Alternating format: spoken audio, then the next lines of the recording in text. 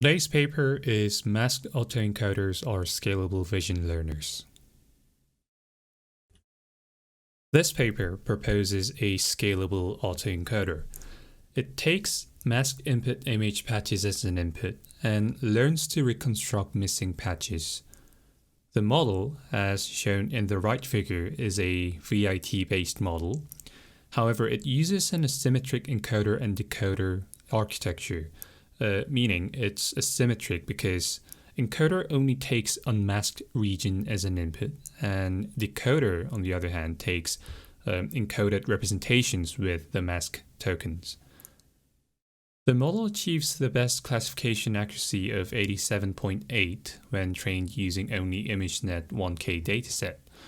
Also, the performance of transfer learning outperforms other supervised pre-training models. Now, let's look into the model. As it's mentioned in the paper, the model is very simple. It's composed of encoder and decoder. It's a ViT-based model. But the authors say that it's asymmetric. It's a burden for the encoder if it takes all divided patches as an input to the encoder. However, in this model, encoder only takes unmasked region as an input. This is shown better in the right figure. As masked regions, we can see that the masked regions are not fed into the encoder, and this highly reduces the computation load of the model. The decoder on the right, it's a lightweight decoder that takes as input and embedded representations from the encoder and the masked tokens. With these information as an input to the decoder, the decoder learns to reconstruct masked patches of an image. So the output of a decoder is a vector of pixel values representing a patch, a masked patch.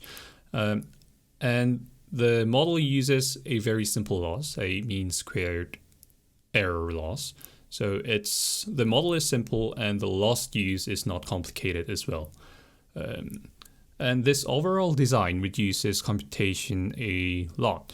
Using small number of patches in the encoder, in the paper it says that the model approximately masks out 75% of the patches. That's a lot. So to the encoder, only about 25% of the patches are fed into.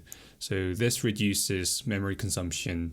By the authors, they say that it reduces memory consumption at most by 3 times. So here it shows the experimental settings of MAE, so masked autoencoder. It uses ViT-based models, and it mainly uses ViT-L, which denotes ViT large. It uses that as a backbone. The model is first trained in a self-supervised manner on ImageNet 1K dataset. Then it's trained in a supervised manner to evaluate the model under 2 settings, end-to-end fine-tuning and linear probing. As mentioned earlier, masking ratio is quite high compared to other models. This is shown better in the left graph. Both in fine-tuning and linear probing setting, as the masking ratio increases, it achieves better accuracy. Authors state that the best ratio is achieved when masking the patches with a 75% ratio. Various sampling strategies have also been tested, and this is shown in the bottom figure. They tested random sampling, block sampling, and grid sampling of the mask patches.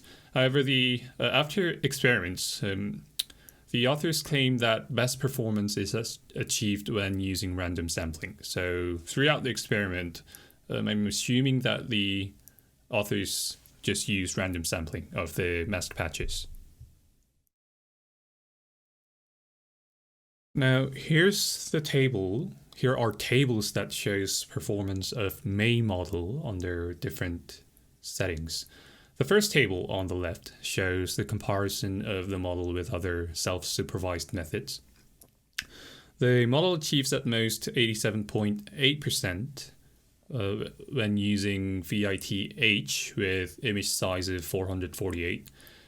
And compared to the ViT model, authors claim that the MAE model is more accurate while being simpler and faster. We can see that the performance is higher both in ViT-B and ViT-L. Furthermore, it's noted in the paper that the training time is about 3.5 times faster. Now, the next table on the right, top right, shows the performance of MAE on downstream tasks. The figure right here shows the model performance on object detection and segmentation task. Let's just look into the average position score of box. We can see that note here that the model uses mask-R-CNN and it uses MAE backbone. On ViT-L model, we can see that the score is on par with ViT model, and on ViT-B model it achieves highest score. Also on the bottom table, looking at the bottom table, the model achieves good results on 80/20K semantic segmentation task. The model is evaluated using UPerNet. I'm not sure if that's the right way to call it. The score shows that the model achieves highest result with only when training with only ImageNet 1K dataset.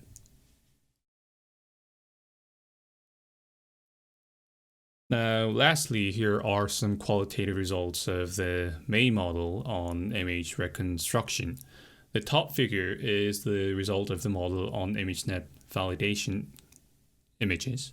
The masked input image is on the leftmost column, followed by the reconstructed image and the ground truth. On the bottom is the result of the model on COCO validation images. We can see that some results are blurry and they look a bit different from ground truth images, but as written here in the figure description, the image, it's a bit blurry, but it's semantically plausible. A link to the paper and some useful resources will be provided in the description. That's all for today, and I'll see you next time with a new paper.